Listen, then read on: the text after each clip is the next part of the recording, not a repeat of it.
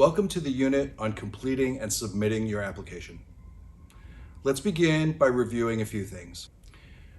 Remember that when you apply to colleges, there are colleges that are your reaches, your matches, and your safeties.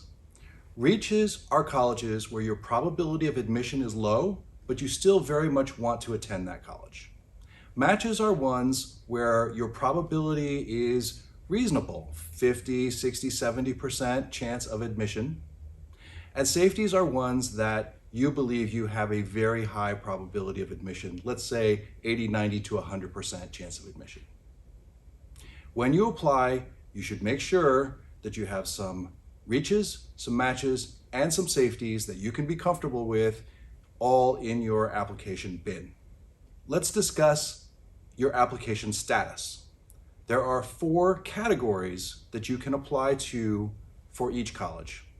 The first one is called early decision. Now, this is a binding agreement between you and the institution, between you and the college, that if you are admitted, you will commit to go to college there. Normally, your counselor needs to co-sign that they have reviewed this understanding with you, that you understand if you get into this college, you will not go to another college, you will commit to that college. The second category is called early action. Now, early action is like early decision in that it happens earlier than the regular process. However, it is not binding.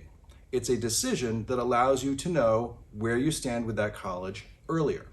You may choose to attend that college. You may choose to decline that college's offer. You can do that sooner, you can do that later. Early action has a lot of flexibility.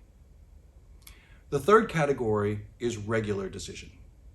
Regular decision is what we think of as college admission, that there are deadlines usually around January, February, where you are applying for admission and the college will let you know in a couple of months whether you've been admitted or not.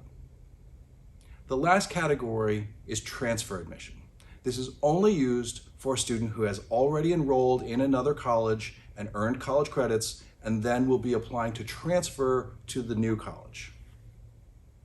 Keep track of application deadlines. This is really important. For example, if you are applying to a public institution in the state of California, the UC system or the Cal State system, their application deadlines are in November. I'm hearing that other colleges are starting to move their application deadlines up even earlier than that. So it is important that you keep track of all the application deadlines and not miss an application deadline. Some colleges also have merit application deadlines. These are deadlines where if you want to be considered for a merit scholarship, you have to apply earlier than the regular decision deadline. So keep track of that as well. And the last deadline to watch for are rolling deadlines. Now, these are actually not deadlines. You can apply at any time up until the college says, stop, we have gathered enough students to make our entering class and we do not need any more applications. This often happens in May, June, or July, sometimes even August. But rolling deadlines, which are included in the CollegesLike data, will allow a student to apply later than the regular decision season. The actual application that many of you will use is the Common Application or Common App. The Common App is accepted at about 950 colleges across America. It's a single application where you will apply and it will be sent off to the other colleges where you want them to receive your application and information. Colleges that don't use the Common App will use their own application system. You need to keep track then of which colleges will accept the Common App and which ones want their own application. In all cases, generally the application is about demographic information about you. Tell me the categories, your address, your contact information, a little bit about where you went to school, and some basic demographic information about you. Other parts of your application may include an essay. The Common App requires an essay. Some colleges also require an essay. You may need to send SAT or ACT scores to colleges in the application process. After you've taken the SAT or the ACT, they cost about $12 to send your scores off to the colleges that you're applying to, $12 each. There are fee waivers, And now some colleges are starting a practice where they will let you self-report your test scores on your application, and only if admitted later do you need to send the formal test scores, the official test scores, to those colleges or that college where you've been admitted. There are application fees and application fee waivers. If you are from a family where paying for the application fee may be a bit of a struggle, check the website of the colleges that you are applying to and search for fee waivers. If they don't have any information on the website, call the admission office main number and ask about fee waivers. Colleges will often waive the cost of the application fee for students from lower income families so that they can still have access to the application process. Some colleges will require supplemental information. This is common on the Common App, and they will ask a few specific questions. Usually these are shorter than the full essay, and they're designed to get you to warm up a little bit and reveal some things about your personality in the process. Some of the things I've seen have been supplemental questions I've seen include things like, if you were a food truck, what food truck would you be? Or give us a top 10 list. You pick the category and then give us 10 things that fall into that category. Sometimes they're more serious, and often they involve, tell us why you want to come to this college. They're reasonable questions. They don't need a lot of proofreading and editing, but you should anticipate that they do exist. Most colleges will require recommendation letters, 2 of them, usually from teachers, can also be from an employer or a club sport coach or someone who knows you very well. And those recommendation letters will be read and considered in your application process.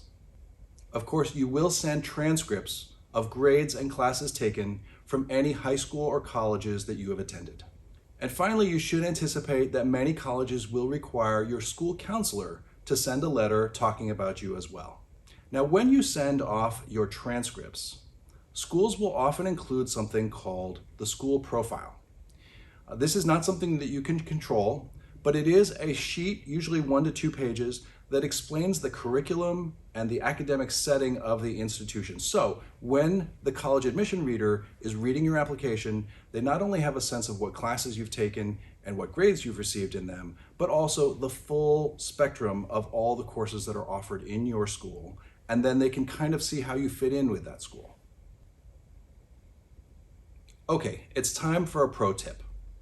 Sometimes I'm asked, how many colleges should a student apply to? And the answer is, it depends on your circumstances and your situation.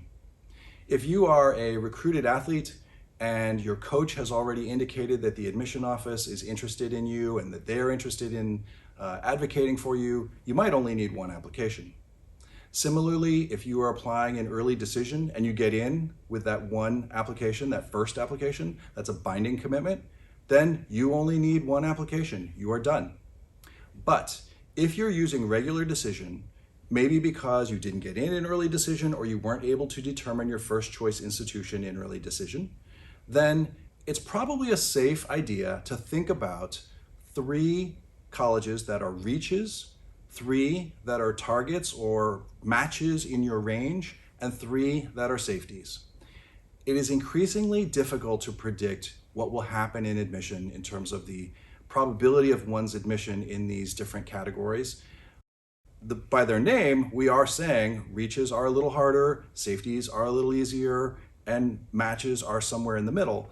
But sometimes things happen in college admission in one year to another. A college gets hot and gets a lot of applications, and suddenly it's a little bit more difficult to be admitted there. So it's a safe practice to think about 3 of each. And it's also a good idea to have someone like maybe your school counselor look over your list of reaches, matches, and safeties to make sure that you've got a good number of applications in each. Now let's go to the module on completing and submitting all of that financial aid information.